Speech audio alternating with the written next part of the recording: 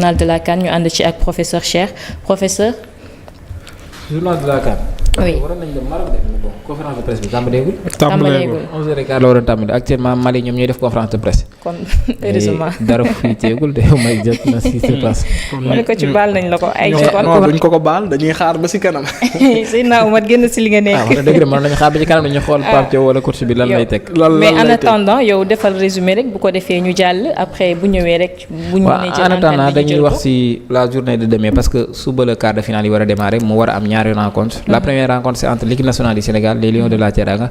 ñu ñooy war a dajeek les Aigles du Mali à 16h mu nekk benn rencontre décisive boo xam ne ñaari dëkk yëpp ñoo ngi koy xaar que ça soit le Sénégal wala ñi nga xam ne ñoom ñooy Mali ñoo ngi koy xaar et attentes yi dafa bari parce que ku ci gagné rek da ngay qualifier li nga xam ne moom mooy demi-finale ku ñu éliminé da ngay dem ñibbi donc am na dëkk yoo xam ne voilà ils sont préparés et parmi les 8 pays yi nga xam ne ñoom ñëpp ñoo qualifié en quart de finale kenn rek moom moo si jëlu li nga xam ne moom mooy Coupe d'Afrique muy Mali boo xoolee Sénégal gagné na ko Maroc gagné na ko Cameroun Côte d'Ivoire Cameroun Côte d'Ivoire Algérie ñoom ñëpp gagné nañ ko donc Mali rek moom moo si gagnéegul la CAN mais demee dafa nekk benn match boo xam ne dafa nekk benn match bu décisif parce que entraîneur ki nga xam ne moom mooy Mali muy Tom Saint moom souvent ñun dañuy gis am habitude di gis Omar muy teg classement boo xam ne 4-2-3-1 lay teg bu ñu nee 4-2-3-1 boo xoolee moom au niveau de sa défense c'est des grandes tailles de gabarit boo xoolee défense bi Ousmane Camara moom moo fa nekk ak Diaby ñoom ñaar ñëpp c'est des gaillards am nañ taille bi te ils sont trop défensifs ils sont physiques aussi léegi ñoom ñaar ñi leen di accompagner mooy Koulibaly moo leen di accompagner ak Dante au niveau du milieu de terrain day football 3 milieu de terrain day footballé Aliou Dieng moo fa nekk Yves Bissouma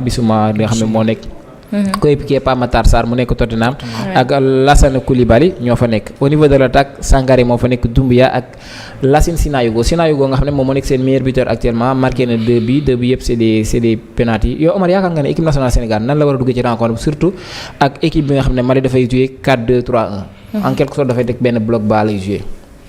Man de Cheikh xam nga lu ma gëm ci match bi moom mooy li ñu doon dal waruñu dal su ma ne li ñu doon dal waruñu dal mooy njëkk a encaissé bi match la boo xam ne ñëpp gis nañ ko remarque la c'est un fait lii di équipe bu Mali défensivement dañoo solide léegi nag comment faire pour défensivement boobu nga sonal leen ba ñu encaisser lu bëri man offensivement laa jàpp ne suba kii di Pape Thiaw warul calculer dafa war a ñëw pour rey match bi li nga xam ne mooy première mi-temps parce que bépp équipe buy football bloc bas soo ko dugalee plan de jeu day faussé day obligé changer waat li nga xam ne mooy système wala boog day obligé génn te su génnee day exposé wu.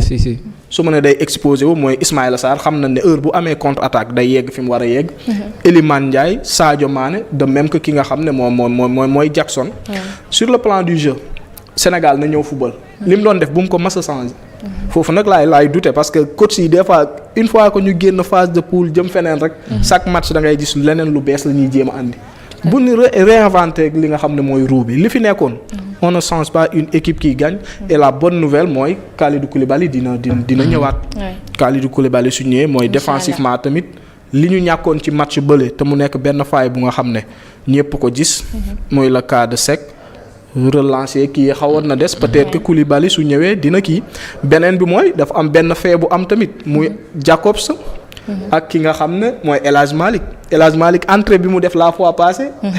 bi mu ñëwee dafa gérer match bi Jacobs défensivement gisoon nañ ko moom lañ ko gënoon a soxla mais keroog dañ ko doon dépasser suñ match ñoo Soudan.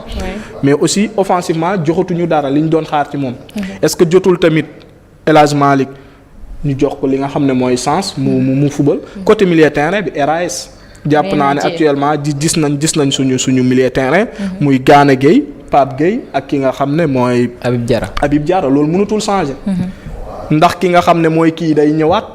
Iliman Ndiaye. wala du ñëwaat loolu tamit reste à savoir ban plan la li nga xam ne mooy coach bi di teg mais changement suy am tamit du bëri benn changement lay doon. Jackson gis nañ ko voilà. dugal na premier match yi des yëpp mi ngi nelaw. mais la fois passée wax nañ ko ak Mbow man je préfère Jackson que yeneen attaquants yi parce que sur le plan du jeu dina participer dina la jox dara dina rater nag. loolu moom mënul ñàkk Jackson dina am occasion dina ko rater. mais sur le plan du jeu ni muy participer ci li nga xam ne mooy jeu bi dafa nekk lu nga xam ne lu am solo la. mais match bi. nañ ko jéem a gagner première mi-temps. parce que li la doon dal ci yeneen match yi. suñ la dugalee ragal naa ne bi yoon day gën a métti. surtout loolu daal dañ ci bàyyi xel bu baax. doyen Mbow est-ce qu'on a besoin d'un attaquant attaquant boo xam ne dafay participer ci jeu bi est-ce que Sénégal gënul soxla un tireur un buteur boo xam ne dafay dugal lu ñëw mu dugal qu'un attaquant boo xam ne dafay ñëw di participer ci jeu bi. oui mais certainement toutes les équipes loolu la ñu soxla un attaquant il est là pour marquer des buts. Malheureusement le Sénégal amul véritablement koo xam ne Habib Diallo oui c'est un bon buteur. Mais c'est pas également un tueur. Dans la mesure où da ngay xool ratio de but par match. Championnat France ba Émirats ba muy dellu si waat championnat France le ratio de but est important pour savoir s'il est tueur ou pas. Mais on sait que c'est un bon attaquant.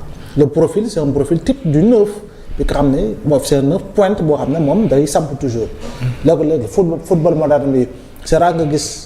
xeetu neuf yooyu noonu bareetuñu mais di nga gis neuf yoo xam ne dañuy dugal autant de buts mais qui participent énormément au football tu prends le cas de Harry Kane c'est la meilleure illustration maintenant on le sait que ñun suñu modèle de jeu bu ñuy bëgg produire Jackson il répond mieux je dis bien il répond mieux suñu modèle de jeu bu ñu bëgg produire système bu ñuy teg bon il y répond mieux mais je pense que il peut être bon, je pense que Jackson peut se réveiller on sait jamais le déclic peut toujours se produire si attaquant moo tax je dis encore une fois que l'entraîneur a été frileux benn moment c'est-à-dire que dafa am ay joueurs yoo xam ne si biir compétition doo leen duteloo il faut nga leen di renforcer di leen jox li nga xam ne moo di confiance et le Sénégal a des problèmes par rapport ak ñi qualifié quart de finale yépp Sénégal au départ favori mais le Sénégal produit le jeu bi nga xam ne moo gën a mën a ñàkk atteindre le but c'est-à-dire que il faut qu'on se dise les choses regarde le Cameroun regarde le Nigeria la Côte d'Ivoire regarde li ñu produit ce jeu pour le moment le Sénégal l'a pas encore produit le Sénégal a du mal à entrer dans ces matchs oui surtout et quand tu as du mal à entrer dans tes matchs face à de grandes nations yoo xam ne dañoo am joueurs yoo xam ne il suffit d'une demi-occasion pour ñu def la différence mais waaye mën nañ la rey saa su ne Soudan li mu raté. boo amee ñiy qualifié quart de finale. am nañu joueurs yoo xam ne bu ñu ko amee duñ ko raté. surtout Mozambique li mu raté. ñiy qualifié quart de finale. am na joueurs yoo xam ne duñ ko raté. idem pour le Soudan li ñu raté. am équipe yi qualifiée am nañu ay joueurs yoo xam ne bu ñu ko amee dañ koy transformé donc loolu mooy suñu problème maintenant. Pape Thiaw aussi ne doit pas encore une fois boo xaat ko demeurer frileux. Le flop de cette CAN pour le moment parce que moom dollar day yéeg di wàcc. mooy Ismaïla Sarr. Je dis encore une fois demain s'il faut le mettre sur le banc pour véritablement moom mu am benn réveil d'orgueil parce que c'est arrivé avec Aliou Cissé. il faut le mettre sur le banc. S'il faille faire démarrer je dis contre le Mali Ibrahima Mbaye faut le faire parce que élimination léegi match benn match la élimination directe la y a pas trop de calcul. Côte d'Ivoire regarde c'est un jeune de 19 ans. 19 ans non et Amad Diallo. Mais c'est des jeunes de rien du tout. qui font de Manchester United. et qui font de grands matchs et de gros matchs. Donc nécessairement lu si des nag après on va renforcer maintenant que nos latéraux là imitent Crépin qui n'est pas latéral de métier et qui est devenu le meilleur latéral du Sénégal. Ah mais si. xam nga léegi milieu de terrain bi bon ça revient au même. c'est comment dire. Pape Gueye Gana Habib Diarra loolu ça coule de source. léegi Sadio aussi Sadio il n'a qu'à mieux également coller quand le Sénégal n'a pas le ballon. il n'a qu'à mieux coller latéral au Sénégal. pour compenser souvent absence au milieu défensif au Sénégal sur ce côté-là. parce que Crépin si Ilman joue Ismaïla il a moins de soucis parce qu'il y a toujours une couverture te ñun dañuy coller toujours un peu quand on n'a pas la balle donc et puis ñun Mali tu vois c'est un monstre qui est dans la défense deux monstres kay Camara et Diaby il fait presque 2 mètres quoi donc je pense que en fait yenn gabarit yi Sénégal yi ça peut être un atout mais à condition qu'on produise le jeu par véritablement des passes courtes xam nga par intermédiaire pour casser les lignes Koulibaly dina ñëw on aura yenn relance yi parce que Niakhaté c'est pas le cas Ablaye Seck c'est pas le cas te encore que défense bi nga xam ne déggoowuñu te wane nañ ko mooy la paire Niakhaté à Abdoulaye Seck. c'est 2 bons défenseurs mais kii yi nga xam ne amuñu benn forte interconnexion. contrairement à Niakhaté et Koulibaly qui ont l'habitude de jouer ensemble. donc je pense que bon match bi inchallah dañ ko seetaan mais man personnellement avec une pression à 80 degrés. Ah. Ah non si. Ah oui. parce que bloc équipe bi ma gisoon. Ouais. solidarité bi ma gisoon combativité bi ma gisoon.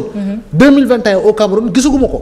on a gagné booba léegi oui on est en quart de finale alhamdulilah yàlla ñu dem finale gagné ko parce que nous sommes tous sénégalais. mais je dis la ma seenoon man étincelle bi ma doon gis. moom nga gisul 2021 gisu ko sentiruguñ ma ko léegi nag nañ ma ko wan nañ ñu ko wan suba ngir yàlla. incha allah xam naa dina ñëw. alors Cheikh ma bàyyi la rek bu ko defee nga tëj. non graw fii la ñuy tëj ba suba dafa mel ni le temps mais demain on va en parler match bi suba la dinañ ci yaatalaat incha allah. waaw bu ko defee fekk ñu am les points sur le conférence de presse bi Pape Thiaw di def ak l'entraîneur malien Tom Sente donc dinañ ci ñëwaat en grandeur demain Omar incha allah. dina joxe 11 de départ am. dina joxe lan mooy pronostic am. yow tamit di nga joxe sa pronostic. ñu leen di jox di daje ba demee incha allah. incha allah léegi si na ma yow lay reetaan. day mel ni jàppoon nga fi la fois passée de. yàlla non man kay benn yoon ba ma fi jàppaatuma ba léegi xaw ma nu fa demee. non dinaa jàppaat incha allah alors tout de suite dañuy jàll rek ci seen rubrique Actu Showbiz ñu ànd ci ak Feuz léegi lay doon ci seen émission Matinale Plus.